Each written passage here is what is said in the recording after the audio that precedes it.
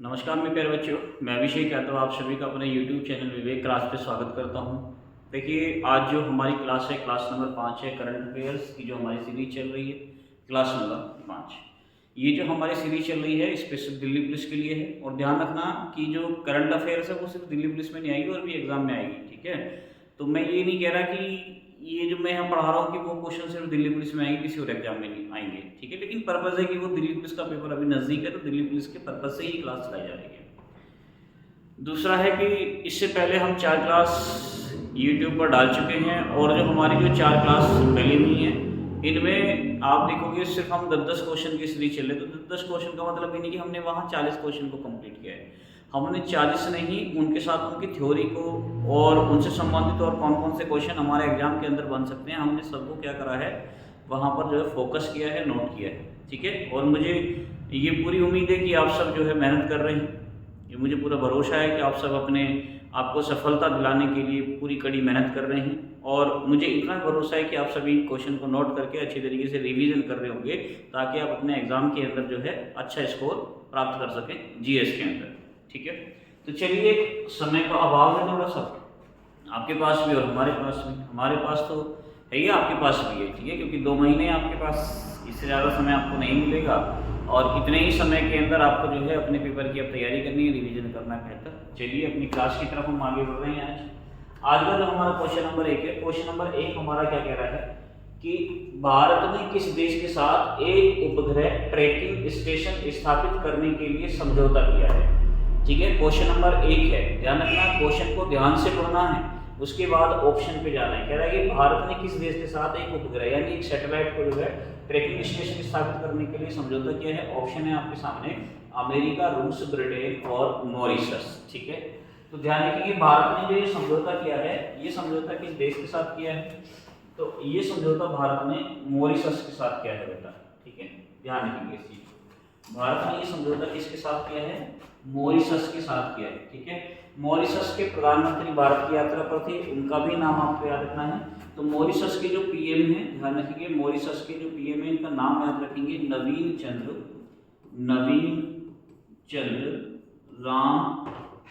राम गुलाम, ठीक है, नवीन चंद्र राम गुलाम, ठीक है। ध्यान रखिए, नवीन चंद्र जो है राम गुलाम, इनका जो है क्या है, नाम है। तो ये नाम आपको याद रखना है, जो कि कौन है, मॉरिशस के प्राइम मिनिस्टर, ठीक है। अब इसमें से ब्रिटेन से संबंधित मैं चीजें आपको समझा देता हूँ, क्योंकि ब्रिटेन को और उत्तर प्रदेश राज्य के मध्य भी क्या हुआ है, समझौता हुआ है, ठीक है। किस किस के मध्य समझौता हुआ है, ब्रिटेन प्लस किसके मध्य, उत्तर प्रदेश राज्य के मध्य क्या हुआ है, समझौता हुआ।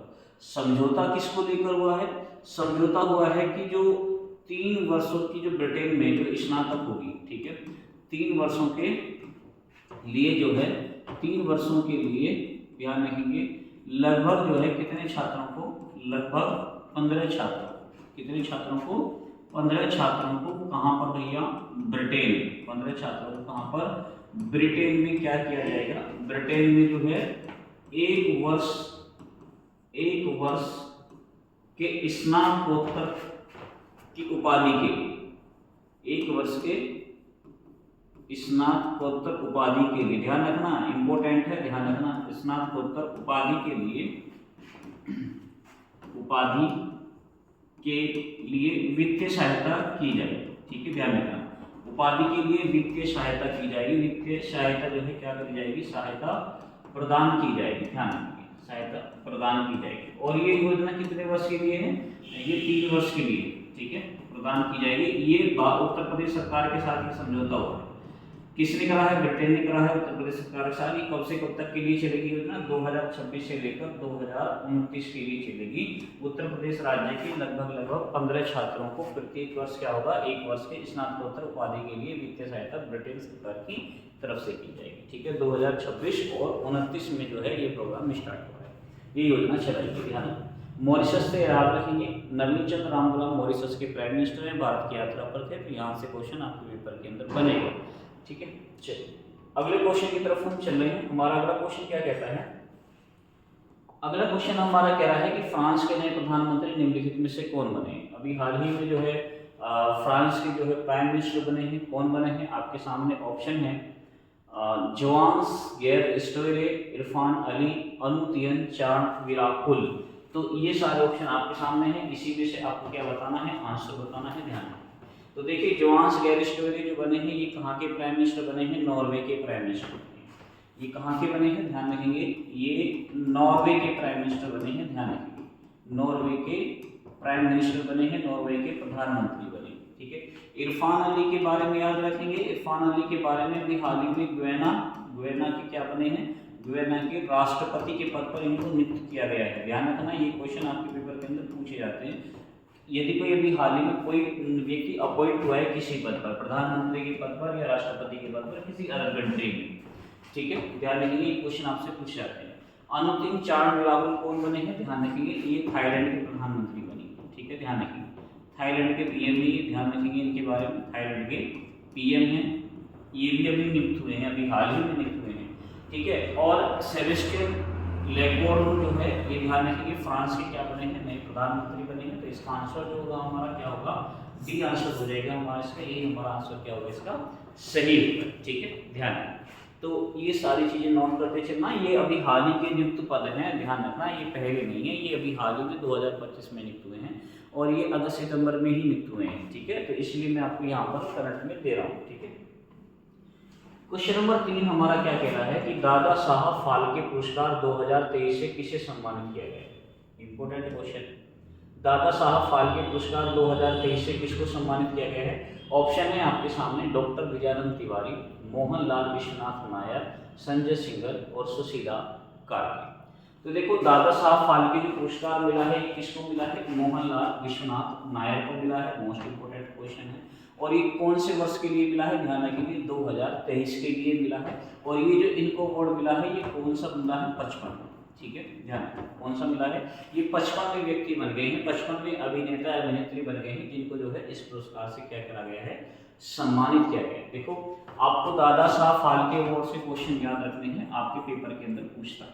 ठीक है, तो दादा साहेब फाल्के पुरस्कार से क्वेश्चन आएगा, दादा साहेब फाल्के जो पुरस्कार है, जो अवार्ड है, ये कब से दिए जा रहे हैं और ये किसके सम्मान में दिए जाते हैं, तो ये दादा साहेब के सम्मान में दिए जाते हैं। ठीक है, ध्यान रखिए।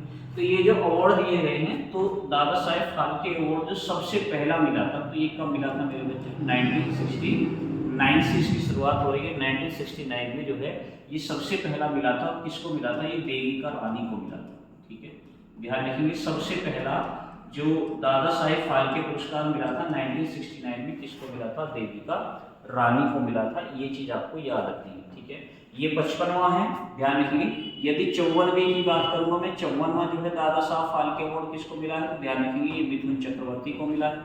ठीक है, ध्यान रखिए 54वां जो मिला है वो किसको मिला है, मिथुन चक्रवर्ती को मिला है। तो आपको याद रखना है 54। 55वां किसको मिला है, मोहनलाल विश्वनाथ जो है नायर जी को जो है 55वें अवार्ड से क्या करा गया है, सम्मानित किया गया है। ठीक है, ध्यान रखिए। पहला जो मिला है वो देविका रानी को मिला है 1969। यदि मैं दादा साहब फाल्के पुरस्कार की बात करता हूं, तो दादा साहब फाल्के पुरस्कार में जो सम्मानित के रूप में जो दिया जाता है वो क्या दिया जाता है, इसमें जो धनराशि दी जाती है बेटा, तो धनराशि को भी याद रखेंगे। तो इसमें जो धनराशि दी जाती है वो कितने रुपए की दी जाती है, ध्यान रखेंगे 10 लाख रुपए की। ध्यान रखेंगे 10 लाख रुपए की नगद धनराशि जिसमें दी जाती है। और इसमें एक जो है क्या दिया जाता है, श्रवण कमल फूल दिया जाता है। ध्यान रखेंगे श्रवण कमल फूल दिया जाता है। और ध्यान रखेंगे इसमें एक शॉल भी प्रदान किया जाता है। क्या प्रदान किया जाता है, इसमें एक शॉल भी इसमें क्या करा जाता है, प्रदान किया जाता है। ध्यान रखें, ये चीज आपको याद रखनी है। दूसरा मैं इसमें एक और चीज बता देता हूँ आपसे, कभी कभी क्वेश्चन ये पूछ लेता है कि ये जो दादा साहेब फाल्के इनका पूरा नाम क्या है। तो ध्यान रखेंगे इनका जो दादा साहेब का जो पूरा नाम है, इनका पूरा नाम आपको याद रखना है। ठीक है, इनका पूरा नाम क्या है, धुंडीराज। ठीक है, ध्यान रखेंगे इनका पूरा नाम क्या है, धुंडीराज फाल्के। ध्यान रखेंगे इनका ये पूरा नाम है धुंडीराज फाल्के, ये इनका पूरा नाम। ठीक है, धुंडीराज फाल्के। ये सम्मान भी हमने पढ़ लिया है, पहला अवार्ड किसको दिया गया ये भी हमने पढ़ लिया है। तो उसके बाद आपको याद रखना है कि ये जो दादा साहब फाल्के पुरस्कार है ये दादा साहेब के सम्मान में दिया जाता है। इसमें 10 लाख रुपए की नगद राशि और एक स्वर्ण कमल और एक शॉल इसमें प्रदान किया जाता है। ठीक है, दूसरा आपको याद रखना है कि दादा साहब फाल्के पुरस्कार इसलिए दिया जाता है क्योंकि दादा साहेब को हिंदी सिनेमा का पितामह भी कहते हैं। ध्यान रखेंगे, दादा साहेब की मैं बात करूंगा, दादा साहेब की यदि हम बात करेंगे तो दादा साहेब को क्या कहा गया है, ध्यान रखेंगे, दादा साहेब को हिंदी फिल्म का क्या कहा गया है, फिल्म जगत का पितामह। ठीक है, ध्यान रखेंगे, इनको क्या कहा गया है, फिल्म जगत का पितामह कहा जाता है। ये क्वेश्चन आपसे पूछता है कि फिल्म जगत का पितामह किसे कहा जाता है, तो दादा साहेब को कहा जाता है, पितामह कहा जाता है। ध्यान रखें, पितामह, पितामह कहा जाता है, पितामह किसको कहा जाता है भैया, दादा साहेब को कहा जाता है। दूसरा एक और चीज बता देता हूँ, दादा साहब जो थे इन्होंने 1913 ईस्वी में क्या बनाई थी, 1913 ईस्वी में पहली मूक फिल्म बनाई थी। ध्यान रखेंगे, 1913 ईस्वी में इनकी पहली मूक फिल्म थी। इनकी पहली मूक फिल्म के बारे में भी आपको याद रखना है। ठीक है, इनकी पहली मूक फिल्म का नाम क्या था, राजा हरिश्चंद्र। इनकी पहली मूक फिल्म क्या थी, राजा हरिश्चंद्र। ठीक है, ध्यान रखेंगे, हरिश्चंद्र, ये आपको याद रखना है। ये इनकी जो है पहली मूक फिल्म थी। दादा साहेब ने 1913 ईस्वी में इसको लॉन्च किया था और राजा हरिश्चंद्र इस फिल्म का नाम है। दूसरा है, देखो आपसे क्वेश्चन एक और पूछता है कि मरणोपरांत सबसे पहले दादा साहब फाल्के पुरस्कार किसको मिला है, तो ये भी आपको याद रखना है कि मरणोपरांत सबसे पहले दादा साहब फाल्के पुरस्कार पृथ्वीराज कपूर जी को जो है इससे सम्मानित किया गया था। ठीक है, तो मरणोपरांत जो मिला था वो किसको मिला था, पृथ्वीराज कपूर को मिला था। तो आपको याद रखना है कि मरणोपरांत भी किसको मिला था, ये भी आपको। ठीक है, तो दादा साहब के बारे में हमने पढ़ लिया है। 54वां किसको मिला है, 55वां किसको मिला और सबसे पहला किसको मिला है। दादा साहब का पूरा नाम हमने पढ़ लिया है। फिल्म जगत का पितामह इनको कहा जाता है और पहली मूक फिल्म इन्होंने बनाई थी राजा हरिश्चंद्र 1913 में बनी थी और इसमें जो धनराशि दी जाती है 10 लाख रुपए, एक स्वर्ण कमल और एक इसमें स्वर्ण प्रदान किया जाता है, ये आपको याद रखना है। ठीक है, उसके बाद यदि मैं इन व्यक्ति की बात करता हूँ कि डॉक्टर जो विजयानंद तिवारी हैं ये कौन है भाई। यहाँ ऑप्शन देखो, मैंने जो आपको ऑप्शन दे रखे हैं ना, मैंने आपको ऑप्शन भी करंट से दे रखे हैं ताकि करंट की चीजें आपकी सारी ही कवर होती चले, कोई भी टॉपिक आपका छूटे। ठीक है, क्वेश्चन को भी हम सोल्व करते हुए चल रहे हैं। तो ये जो डॉक्टर विजयानंद तिवारी हैं कि भैया ये कौन है, तो ध्यान रखिए इनको अखिल भारतीय अटल बिहारी वाजपेयी अवार्ड 2023 से सम्मानित किया गया है। ध्यान रखिए इनको किससे सम्मानित किया गया है, याद रखिए अखिल भारतीय, ध्यान रखेंगे अटल बिहारी वाजपेयी, अखिल भारतीय अटल बिहारी वाजपेयी, याद रखना है वाजपेयी। ध्यान रखिए 2023 अवार्ड से इनको क्या करा गया है, सम्मानित किया गया है। ठीक है, आपको याद रखना है। ठीक है, ध्यान रखिए। संजय सिंघल की हम बात करते हैं तो एसएसबी के बारे में आप सभी ने सुना होगा, जिसको हम क्या बोलते हैं, सशस्त्र सीमा बल। क्या बोलते हैं इसको हम, सशस्त्र सीमा बल। ठीक है, जो बने हैं ये कौन बने हैं, सशस्त्र सीमा बल के नए महानिदेशक बने हैं। ध्यान रखिए ये नए महानिदेशक बने हैं, आपको याद रखना है। ठीक है, सशस्त्र सीमा बल के नए महानिदेशक बने हैं कौन, संजय सिंघल। सुशीला कार्की के बारे में याद रखना है, ध्यान रखेंगे ये नेपाल की पहली महिला प्रधानमंत्री बनी है। ठीक है, नेपाल की पहली महिला पीएम, पहली महिला, ध्यान रखेंगे पहली महिला पीएम बनी है, आपको याद रखना है ये नेपाल। ठीक है ना, क्योंकि नेपाल के अंदर अभी दंगे हुए थे, काफी चर्चा में था, वहां पर जैती आंदोलन चला था, तो वहां पर सरकार गिरने के बाद केपी शर्मा ओली की जब सरकार गिरी तो उसके बाद यहाँ पर जो है सुशीला कार्की को अंतरिम प्रधानमंत्री के रूप में देखा गया और वर्तमान में यही जो है नेपाली का है प्राइम मिनिस्टर है, तो आपको याद रखना है। ठीक है, चलिए अगला क्वेश्चन हमारा क्या कहता है, क्वेश्चन नंबर 4 पे आज हम चल रहे हैं। क्वेश्चन नंबर 4 क्या कह रहा है, पटना उच्च न्यायालय के नए मुख्य न्यायाधीश कौन नियुक्त हुए। ठीक है, अब आपसे कह रहा है कि पटना उच्च न्यायालय के नए मुख्य न्यायाधीश कौन नियुक्त हुए। देखो पहले तो मैं आपको बता देता हूँ कि जो पटना उच्च न्यायालय है इसके जो मुख्य न्यायाधीश थे पहले थे कौन, पहले थे न्यायमूर्ति पी.वी. बजंत्री। अब जो नियुक्त हुए हैं इनके स्थान पर कौन नियुक्त हुए हैं, न्यायमूर्ति सुधीर सिंह। ठीक है, इन्होंने अभी अक्टूबर महीने के में ही जो है एक कार्यकारी जो है मुख्य न्यायाधीश के रूप में क्या करा है, पद लिया। ठीक है, ध्यान रखिए न्यायमूर्ति जो है पी.वी. बजंत्री, न्यायमूर्ति पी.वी. बजंत्री जो है इसके मुख्य न्यायाधीश के पद पर नियुक्त हुए थे लेकिन इस्तीफा दे दिया है। ठीक है, अब जो है न्यायमूर्ति सुधीर सिंह क्या थे, न्यायमूर्ति सुधीर सिंह इसके कार्यकारी क्या थे, मुख्य न्यायाधीश थे, तो इसका आंसर क्या होगा, न्यायमूर्ति पी.वी. बजंत्री। ठीक है, ध्यान रखिए। दूसरा है न्यायाधीश जस्टिस अरुण बंसाली, ये कौन है भैया, तो ध्यान रखेंगे इलाहाबाद हाई कोर्ट के मुख्य न्यायाधीश, इलाहाबाद हाई कोर्ट के जो है क्या है ये हाई कोर्ट के मुख्य न्यायाधीश हैं, आपको याद रखना है, ठीक है। इलाहाबाद हाई कोर्ट के मुख्य न्यायाधीश हैं, इनके बारे में आपको याद रखना है, ठीक है ना, ध्यान रखना, ठीक। उसके बाद में जो है किसकी बात करता हूँ, न्यायमूर्ति गुहानाथन नरेंद्र की बात करता हूँ। तो ये कौन है भैया, उत्तराखंड राज्य के मुख्य न्यायाधीश, उत्तराखंड राज्य के कौन है ये मुख्य न्यायाधीश है, ध्यान रखिए, उत्तराखंड राज्य के मुख्य न्यायाधीश, ठीक है, ध्यान रखेंगे। वर्तमान में जो भारत के मुख्य न्यायाधीश हैं, जो 52वें नंबर के मुख्य न्यायाधीश हैं, वो कौन है, बी.आर. गवई हैं, जिन्होंने संजीव खन्ना का स्थान लिया है। इनसे पहले कौन थे, संजीव खन्ना थे, लेकिन वर्तमान में जो सर्वोच्च न्यायालय के जो मुख्य न्यायाधीश है वो कौन है, बी.आर. गवई हैं। तो आपको याद रखना, ठीक। अगला क्वेश्चन हमारा क्या कहता है, क्वेश्चन नंबर 5, स्वच्छ वायु सर्वेक्षण पुरस्कार 2024-25 के अंतर्गत 3 लाख से कम जनसंख्या श्रेणी वाले शहर जो है कौन सा है, ठीक है। ये कह रहा है कि जिसकी जनसंख्या कितनी है, 3 लाख से कम है, ठीक है।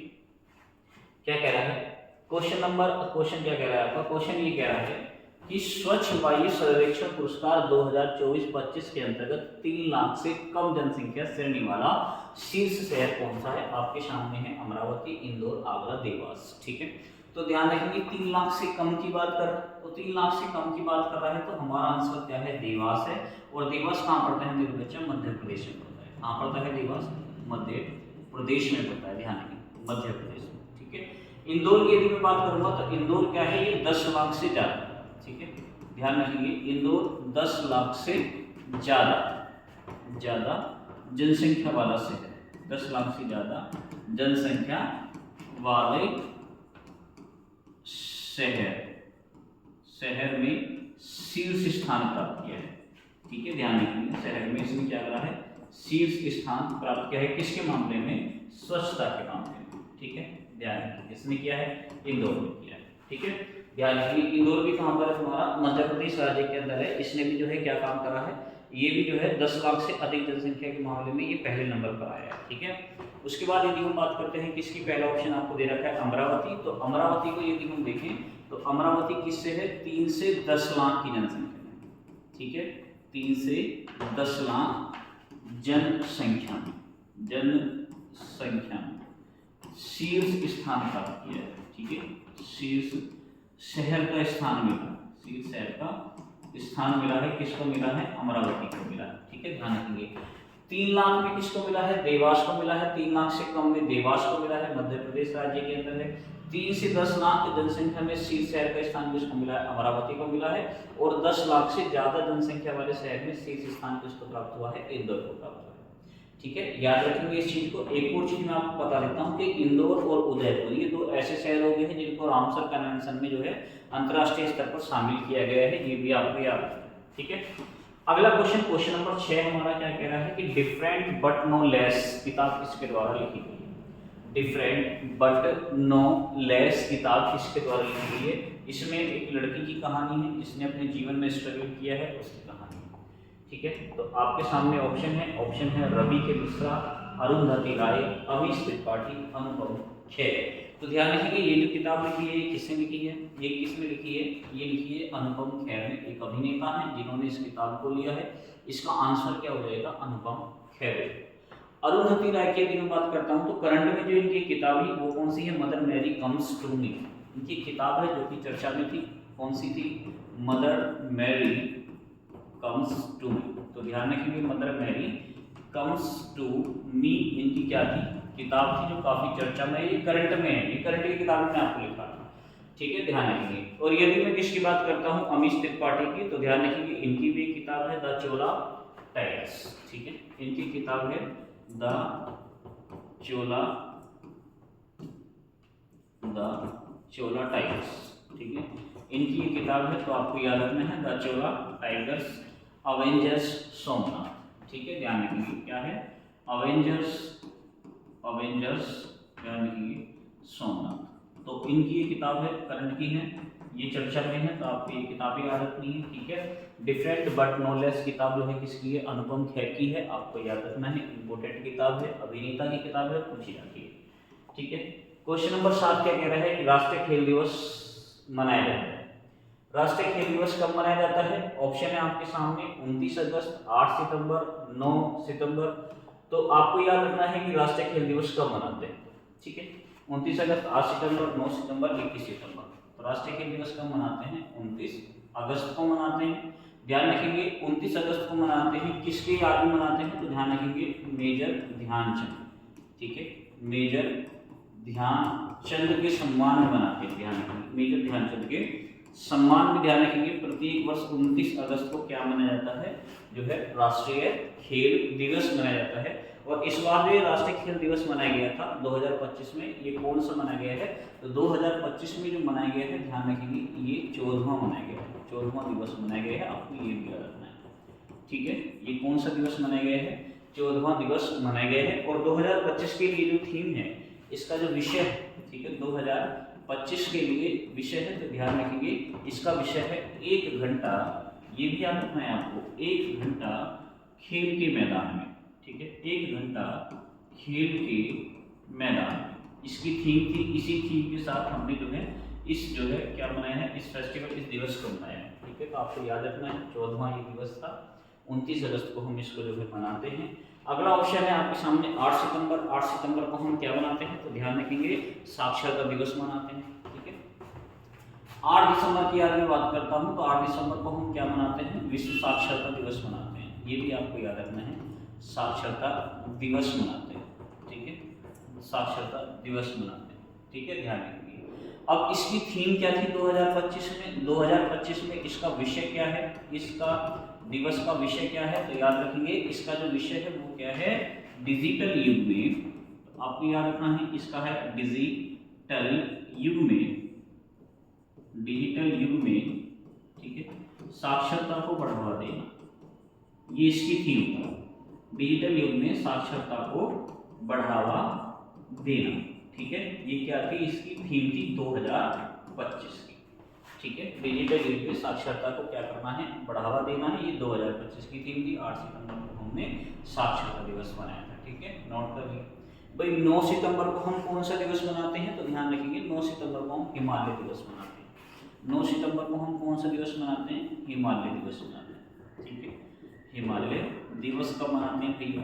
9 सितंबर को मनाते हैं। तो ध्यान रखेंगे ये जो मैंने यहाँ पर ये लिखे हुए हैं ना, ये इंपोर्टेंट दिवस के ही दिन लिखे हुए हैं, मैंने यहाँ पर जो डेट लिखी हुई है, क्योंकि ये पूछता है आपके पेपर के अंदर, बहुत ज़्यादा पूछता है, ठीक है। जो जिनकी थीम पूछता है मैं उनके साथ में थीम भी लिख के चल रहा हूँ, ठीक है। जिनकी थीम पूछने की संभावना होती है वो हम दिवस पे थीम भी लिख रहे हैं। उसके बाद 21 सितंबर को ये कौन सा दिवस मनाते हैं? तो ध्यान रखेंगे 21 सितंबर को 2 दिवस मनाए जाते हैं, एक तो है अंतर्राष्ट्रीय शांति दिवस और एक है आपका जो है कौन सा है? विश्व अल्जाइमर दिवस, ठीक है। 21 सितंबर की यदि मैं बात करता हूँ, तो 21 सितंबर को जो दिवस मनाते हैं, कौन से मनाते हैं? देखो 21 सितंबर को जो दिवस मनाते हैं, ध्यान रखिए 21 सितंबर को मनाते हैं कौन सा? एक तो मनाते हैं अंतर्राष्ट्रीय, ये भी याद रखना है आपको, ठीक है, अंतर्राष्ट्रीय शांति दिवस मनाते हैं, ठीक है, याद रखना है, अंतर्राष्ट्रीय शांति दिवस मनाते हैं, ठीक है। एक क्या मनाते हैं? एक मनाते हैं कि विश्व अल्जाइमर दिवस मनाते हैं, ठीक है। अल्जाइमर एक बीमारी होती है, ठीक है ना, अल्जाइमर, ठीक है, अल्जाइमर दिवस मनाते हैं। अल्जाइमर दिवस जो मनाते हैं ये कब मनाते हैं? ये 21 सितंबर को मनाते हैं। ये बीमारी होती है, दिमागी बीमारी होती है, इसमें भूलने का हम क्या करते हैं? इसमें भूल जाते हैं, ठीक है, ध्यान रखेंगे। और ध्यान रखेंगे सितंबर महीने को प्रत्येक वर्ष जो है अल्जाइमर वर्ष के रूप में, माह के रूप में मनाते हैं, ध्यान रखना। जो ये सितंबर का महीना है ना, इसके बारे में आपको याद रखना है, प्रत्येक वर्ष क्या होता है? सितंबर महीने को हम क्या मनाते हैं? प्रत्येक वर्ष, ये भी याद रखना है आपको, प्रत्येक वर्ष जो है इसे क्या मनाते हैं? प्रत्येक वर्ष सितंबर महीने को अल्जाइमर माह के रूप में मनाते हैं, ठीक है, अल्जाइमर जो है माह के रूप में मनाते हैं, अल्जाइमर माह के रूप में इसको मनाते हैं सितंबर महीने, ठीक है, ध्यान में मनाते हैं। ध्यान रखेंगे अल्जाइमर माह जो मनाते हैं हम कौन से महीने को मनाते हैं? सितंबर महीने को मनाते हैं। ध्यान रखना पूरा सितंबर का महीना अल्जाइमर माह के रूप में हमने इसे घोषित किया हुआ है, ठीक है। अगला जो क्वेश्चन है हमारा क्वेश्चन नंबर 8। क्वेश्चन नंबर 8 हमारा क्या कह रहा है कि 10वां आयुर्वेद दिवस कब मनाएंगे, ठीक है। आपके सामने ऑप्शन है 22 सितंबर है, 18 सितंबर है, 23 सितंबर है और 25 सितंबर है। तो ये जो 10वां आयुर्वेद दिवस हमने जो मनाया है ये कब मनाया है? 23 सितंबर को मनाया है। कब मनाया है हमने? 23 सितंबर को मनाया है। इसका जो आंसर होगा हमारा क्या होगा? 23 सितंबर, ठीक है। आयुर्वेद दिवस कब मनाते हैं? 23 सितंबर को मनाते हैं, ठीक है। तो ध्यान रखेंगे इसका जो विषय है 2025 में, इसका थीम भी आप याद रख लेना, ठीक है। इसकी थीम भी याद रख लेना, मानव और धरती के लिए आयुर्वेद, ठीक है। 2025 में जो इसका जो विषय है, ये विषय आपको याद रखना है कि इसका विषय क्या था। इसका विषय क्या था मेरे बच्चा? मानव व धरती के लिए आयुर्वेद, ठीक है। ध्यान रखना, मानव व धरती के लिए आयुर्वेद, ठीक है। ध्यान रखिए आयुर्वेद, तो ये आपको याद रखना है। 2025 की इसकी थीम थी, 23 सितंबर को हम आयुर्वेद दिवस मनाते हैं, ध्यान रखना, ठीक है। उसके बाद आपको 22 सितंबर इसमें ऑप्शन में दे रखा है। 22 सितंबर को हम क्या मनाते हैं? विश्व राइनो दिवस मनाते हैं, ठीक है। गैंडा दिवस मनाते हैं 22 सितंबर को, याद रखेंगे। विश्व राइनो दिवस मनाते हैं, कब मनाते हैं? ये 22 सितंबर को मनाते हैं, ध्यान रखेंगे, प्रत्येक वर्ष मनाते हैं। 18 सितंबर को जो हम मनाते हैं विश्व बांस दिवस मनाते हैं, ध्यान रखेंगे। 18 सितंबर को क्या मनाते हैं? विश्व बांस दिवस मनाते हैं, ठीक है। बांस दिवस के रूप में कब मनाते हैं? 18 सितंबर को मनाते हैं। और यदि मैं 25 सितंबर की बात करता हूं तो इसको हम विश्व अंत्योदय दिवस के रूप में मनाते हैं, ठीक है। विश्व अंत्योदय दिवस के रूप में किया करते हैं हम, 25 सितंबर को मनाते हैं, ध्यान रखेंगे मेरे बच्चा। और ध्यान रखेंगे इसे ही हम विश्व समुद्र दिवस में मनाते हैं, ठीक है। विश्व समुद्र दिवस में मनाते हैं, ध्यान रखेंगे, विश्व समुद्र दिवस। ये भी हम प्रत्येक वर्ष कब मनाते हैं? ये भी हम प्रत्येक वर्ष 25 सितंबर को ही मनाते हैं, विश्व समुद्र दिवस। ये भी आपको याद रखना है, ठीक है। ध्यान रखिए, समुद्र दिवस जो मनाते हैं जरूरी नहीं है कि हम 25 सितंबर को ही मनाएंगे। 25 सितंबर को ध्यान रखेंगे ये 2025 में मनाया गया है, ध्यान रखना। विश्व समुद्र दिवस ये 2025 के लिए है, ठीक है। जरूरी नहीं है कि प्रत्येक वर्ष हम कब मनाएंगे, इसे 25 सितंबर में मनाएंगे, नहीं। ध्यान रखिए विश्व समुद्र दिवस प्रत्येक वर्ष सितंबर महीने के अंतिम गुरुवार को मनाया जाता है, ठीक है। ध्यान रखिए कब मनाते हैं? प्रत्येक वर्ष जो है, प्रत्येक वर्ष कब मनाते हैं? ये प्रत्येक वर्ष सितंबर माह का जो है, ध्यान रखेंगे, माह का अंतिम गुरुवार, ठीक है। जब भी पड़ेगा अंतिम गुरुवार, ध्यान रखेंगे, तभी हम क्या मनाते हैं? विश्व समुद्र दिवस मनाते हैं। और इस बार जो मनाया है वो 25 सितंबर को मनाया है, ठीक है, याद रखिए, ठीक। अगला क्वेश्चन नंबर 9 हमारा क्या कह रहा है? क्वेश्चन नंबर 9 कह रहा है कि एआई के द्वारा, आर्टिफिशियल इंटेलिजेंस के द्वारा विश्व का प्रथम फंक्शनिंग वायरल जीनोम बनाया गया है, क्या है? ठीक है, ये पहला जो है क्या बनाया है? वायरस बनाया, वायरल बनाया है, ध्यान रखेंगे। ये बनाया है तो ये इसका क्या नाम है? आपसे क्वेश्चन पूछ रहा है। स्टारशिप, वयोमित्र, ईवो एआई या S2025U1। देखो स्टारशिप क्या है, देखो मैं आपको एक चीज बता देता हूँ। वयोमित्र क्या है ये भी आपसे पूछेगा और ये भी आपसे पूछेगा। इसका जो आंसर होगा वो क्या होगा? ईवो एआई हो जाएगा। क्या हो जाएगा इसका आंसर? ईवो एआई हो जाएगा, ठीक है, याद रखनी है चीजें आपको। दूसरा है देखो इसमें जो आपको बताया गया है कि ये जो वयोमित्र है, वयोमित्र गगनयान मिशन के लिए क्या है? ये एक रोबोट है, ठीक है, ध्यान रखेंगे।